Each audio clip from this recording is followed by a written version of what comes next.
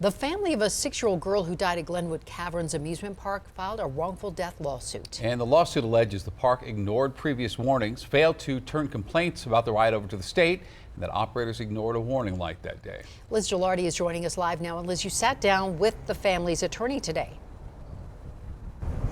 I did, and that lawsuit, as you said, accuses the park of failing to turn over previous complaints related to seatbelt issues to the state during its investigation. The family's attorney says the only reason they know about those complaints is because of all the media coverage surrounding this case.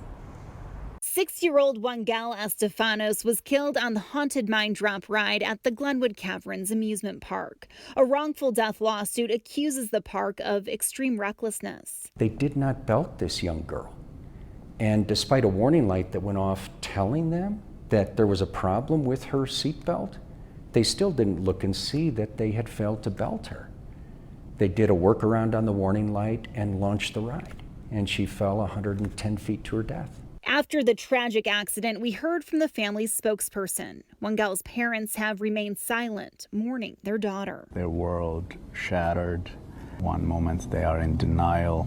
The next minute they are trying to plead with God to bring her back. The family's attorney, Dan Kaplis, says additional witnesses have come forward to report other incidents where passengers were not properly belted into the ride. We know from the other people who've come forward that there are probably more witnesses out there.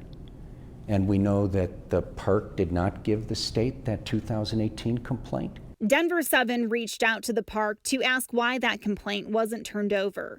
A spokesperson issued a statement saying, in part, Glenwood Caverns is aware of the lawsuit. It would be inappropriate to comment on pending litigation. Our hearts go out to the Estefanos family and those impacted by their loss. Well, the release will be right at the heart of this issue. Guests at Glenwood Caverns Amusement Park have to sign an activities waiver, and we asked law professor Tom Russell how that could impact this case. According to the allegations of the complaint, if indeed they turned off an alarm that was sounding because the seatbelt was not fastened, that's reckless. That is the intentional disregard of a known risk, and that will make the release ineffective.